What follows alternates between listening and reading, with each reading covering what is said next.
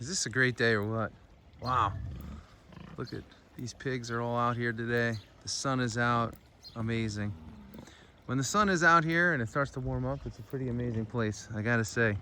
The rest of the year, that cold weather, the mud, oh gosh, that's no fun at all. But anyway, we've had a good week this week.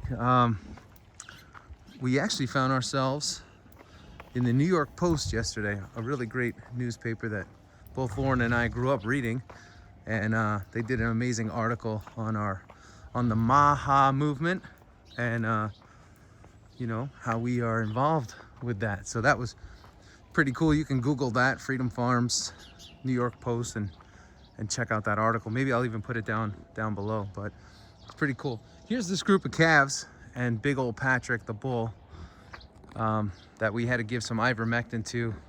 I think the mud just got to this group, and you know, we're trying to get them rolling again and get them back on track.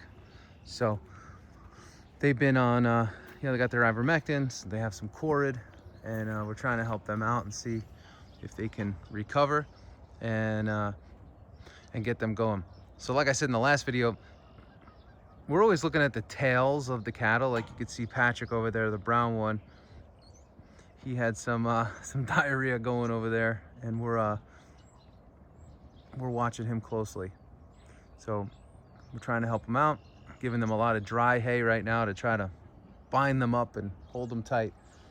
So like I said, the mud here is so difficult. It's so difficult. You can see the nice grass is greening out there, but you can see the winter pasture, sort of how beat up that is, which we did intentionally. So we have some creatures that come on here and criticize, but it is intentional. It's intentional. So don't get crazy. That was intentional. We wanted to beat up that ground. We had Greg Judy come out and he said, guys, beat up that ground, but don't do it yourselves. Let the cows do it. So we did, and we're gonna see what comes back and how it grows back, and we'll go from there. But what we're looking for, and this is about as graphic as we'll get, is, you know, we're looking for manure to be in sort of circular patches, and you can kind of see how that's not really too circular.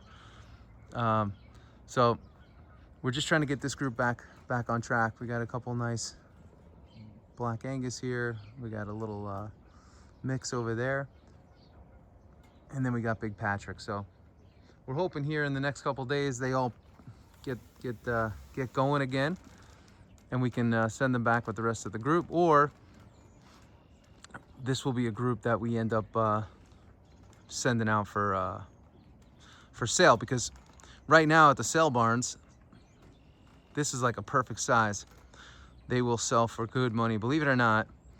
And you know, we have great customers, so I don't like to say things like this, but we would actually make more as a farm from a business decision right now, just selling live cattle. Bring them over to the auction, and based on the amount that the auctions are bringing in, we'd make some really, you know, some good money relative to the past, right? What the markets were bringing in the past. So the cattle market remains really strong and really hot right now. So that's kind of what we do, right? We comb through the herd and we see who's performing, who's not performing, who's performing, who's not performing, and then we move them along.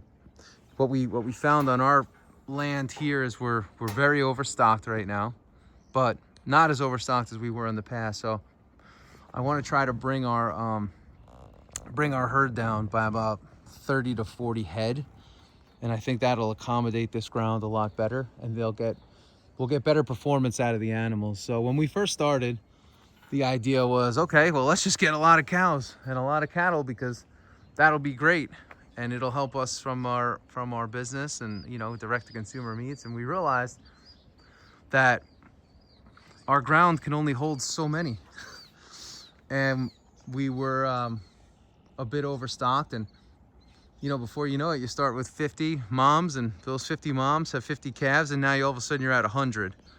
So that is a lot for our ground. So we had the choice, right? Go get more ground, which we did, and we just got water to that ground, which is great, and we're just figuring out how to manage that ground right now. You know, the other property is about 10 minutes away. So it's not right around the corner, but it's close. But there's also like this thing where you don't want to keep your cows too far away, right? They're valuable assets, and you know, people do dumb things. And sometimes, you know, we just got to make sure that that we can control our cattle and make sure that we have the right setting. So we just got water over there, which is great. We're trying to figure out if we're going to run water lines and how we're going to do it, but ultimately, if we can get this farm back down under with a controlled amount of cattle, we will be able to I think we'll be able to get much better performance out of the ground and out of the animals. So that's really the whole idea with what we do. So we again, when we first started, we thought we needed all these cows. But then, you know, something interesting started to happen. We started to meet other farmers, and we said, you know what? These guys are passionate farmers. They do a great job raising animals. Why are we trying to do everything on our own when these folks have been farming for years? They love raising animals. They raise beautiful animals. Why don't we just work with them also?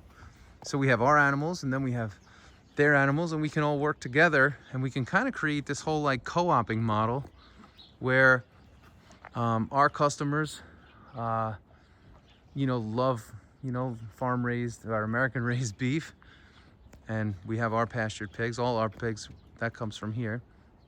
But why not work with other farmers, you know, with on the cattle side? And it's been a good thing. You know, it's really nice to have a group that you can work with, and everybody works together, and that's a good thing. You know, it's a very positive thing. So that's a lot of fun, and that's kind of cool to see how, you know, we can you know, have such amazing customers come in, and then we can work with other farmers, and it takes a little bit of the pressure off of us. It takes a lot of pressure off the ground, and we're able to accommodate and deliver nice quality product, you know, to people all around the country. So we sent our first order actually to Alaska this week, which was pretty amazing. That's pretty cool.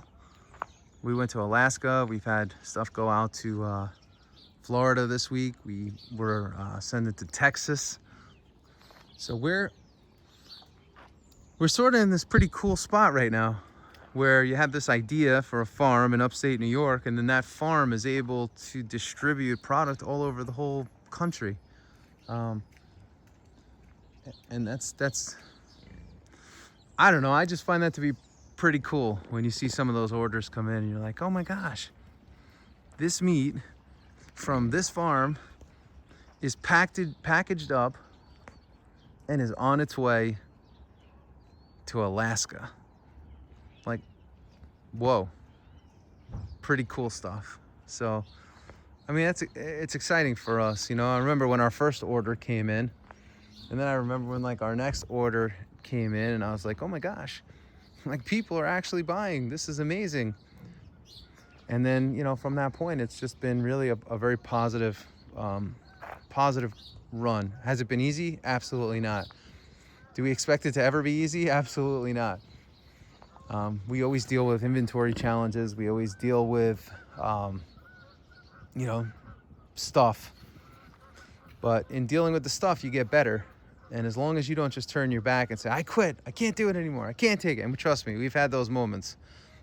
You know, you just keep going and you keep figuring out what's next and how to be better and what we can do to be better. And one of those things that we're realizing is that, you know what, bigger is not always better. And the same thing with a big herd, same thing with a lot of pigs. Like, we have some pigs that are finished, ready to go, a bunch of them. So we're a little bit overgrown on pigs, but we did that because we in the past, when we first started, we started working with other pig farmers and the quality was not really good. So we said, all right, that's one area where we have to raise all our own. So we started to raise all our own pigs. So we had a bunch of pigs, and now we have a little too many pigs. So what's great is we're gonna have our spring pork sale coming up in the next week or so. And we're gonna send in 10 to 15 pigs, and we're gonna lighten the farm load by 10 to 15 pigs. So if we can do all that, there's Luce and Freddie. And if we can do all that, we'll be in good shape. So we're just trying to lighten our load here, and for a couple reasons, right? The land, right? The pigs beat the piss out of the land, so we want to give the land a little bit of a break. And the cost of feeding your pigs, especially continuing to feed finished pigs, is just literally a cash burn. So we don't want to do that. We don't think that's a good idea. So anyway, that's what we got. That's what I got for you guys. So I want to wish everybody a happy Easter. I won't talk to you before then. Happy Passover to everybody, and we'll see everybody soon. We hope you can have a great day. We hope you can have a great night, and we hope you can have a great life always. So stay strong. Keep your purchases here in America.